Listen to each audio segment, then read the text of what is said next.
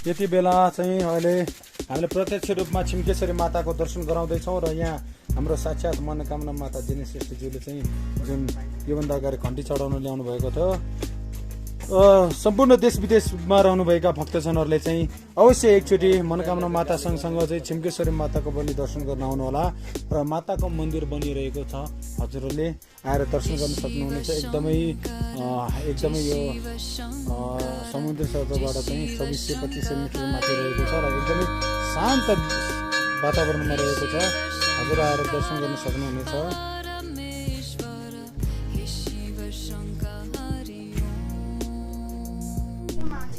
नमस्कार सम्पूर्ण भक्तजनहरूलाई चाहिँ अहिले प्रत्यक्ष रूपमा चाहिँ यहाँ माता मनोकामना जेनी श्रेष्ठज्यू जुन शक्तिशाली दियो विश्वको लागि, प्राणीको रक्षाको लागि र महामारी अन्त्यको लागि जुन उहाँले यो राष्ट्रिय गौरवमय काम जुटिराख्नु भएको छ, उहाँलाई चाहिँ हामीले आज चाहिँ प्रत्यक्ष रूपमा चाहिँ यो छिम्केश्वरी माता आबु खैरेनीमा भेट भएका छौँ र अहिले उहाँ चाहिँ ध्यान तपस्यामा हुनुहुन्छ, तलिनमा हुनुहुन्छ र उहाँले चाहिँ 2078 सालमा चाहिँ उहाँले चाहिँ माताले बाणी भएअनुसार उहाँले छिम्केश्वरी माताकोमा चाहिँ ठुलो घण्टा पनि चढाउन ल्याउनु भएको छ र उहाँले भक्तजनहरू लिएर बाजा गाजाका साथ आउनुभएको थियो। आउनुहोस् उहाँलाई हामी स्वागत गरौँ। नमस्कार हजुर, अहिले केमा व्यस्त हुनुहुन्छ?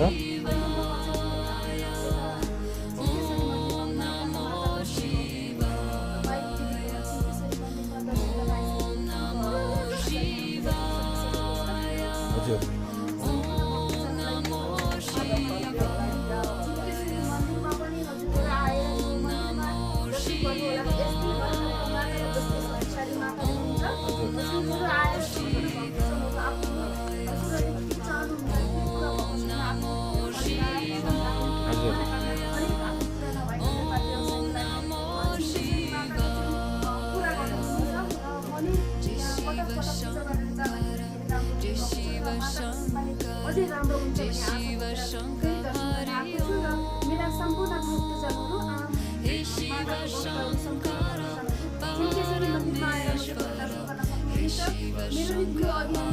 निरन्तर चल्दै आइरहेको छ र शक्तिशाली माता निरन्तर चल्दै बढ्दै आएको छ। एक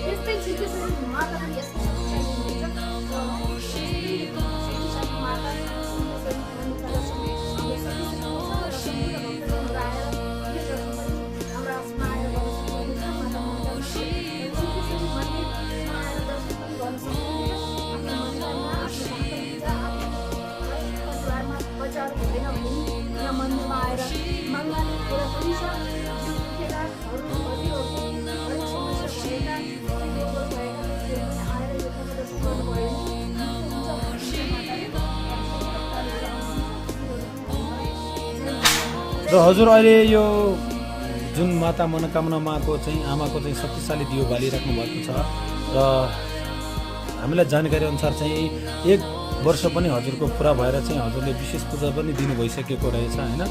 अनि हजुरको यो 1 वर्षको अवधिमा के कस्ता दुःख कष्टहरू हजुरले भोग्नुभयो यो दियो बाल्दाखेरि र हजुरलाई अब जनप्रतिनिधिहरूले चाहिँ के कस्तो हजुरलाई अब यो दियो यात्राको लागि चाहिँ सहयोग गर्दै हुनुहुन्छ?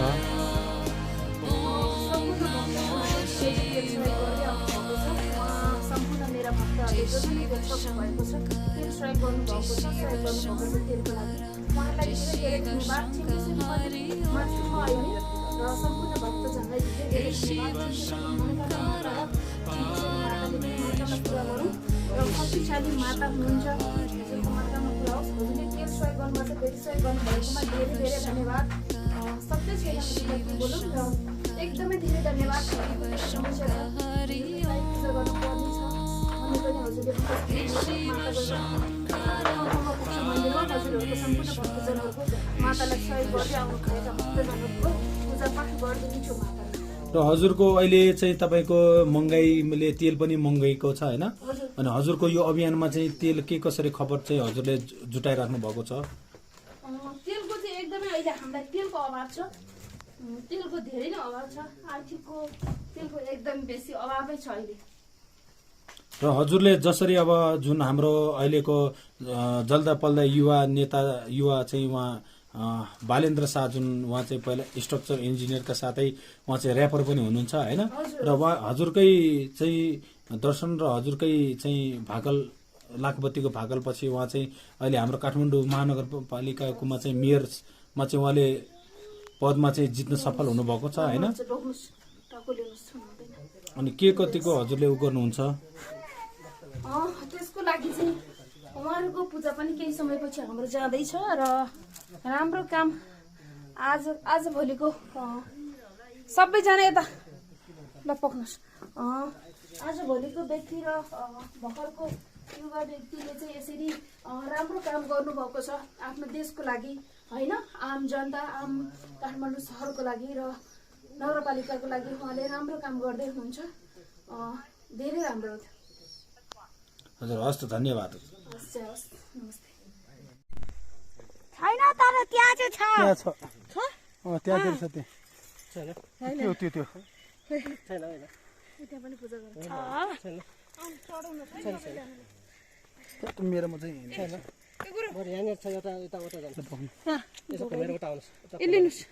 लिनुहोस् जुगा कहाँ भेट्नुभयो?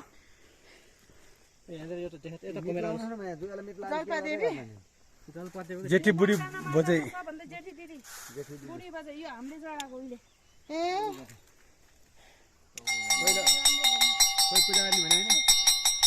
चामल दिन मैले तपाईँलाई तपाईँको त्यो पाइपको भित्र एउटा ढुङ्गा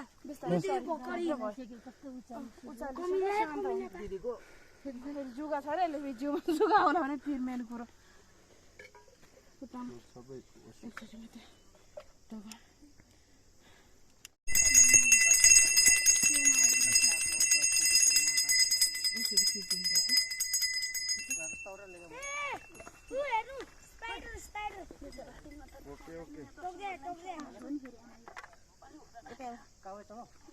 पूजा गर्ने गरेर सकाइदिउँ त भुटो बाल्दै सकाइदिउँ नि होइन 6 बज्यो पुरा जानु छ 2 घन्टा लाग्छ आधी घन्टा पनि लाग्दैन आधा घन्टा लाग्दैन त्यसै आधी घन्टा हाल्दिउँ कि बाल्दिउँ उहाँ आमा बाल्ने होइन बोलाइ बाबु खुट्टा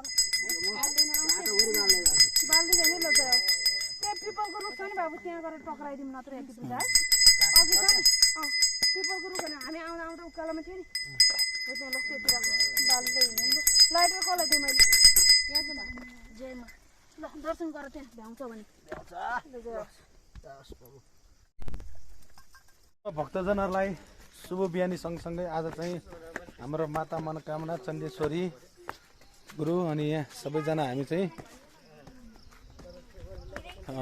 गोरखनाथ बाबा र गोरखकाली माताको पूजा लिएर आएका छौँ।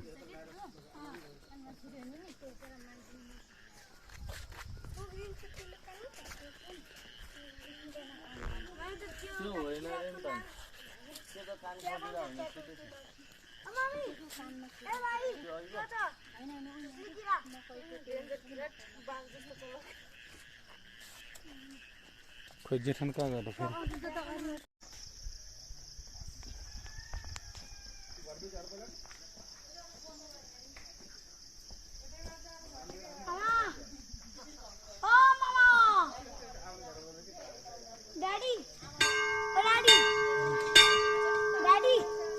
स्वर्गको सिडी चढ्यो हार्यो कि जित्यो ड्याडी हार्यो कि जित्यो स्वर्ग म त हारेँ यहाँ बिचमा यसरी खाल्टोमा पड्क्यो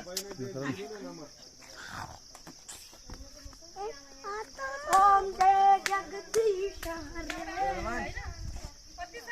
जति बुशङ्कर दृष्टि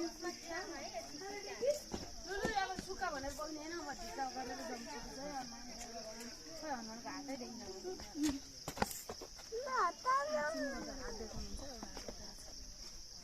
एउटा यता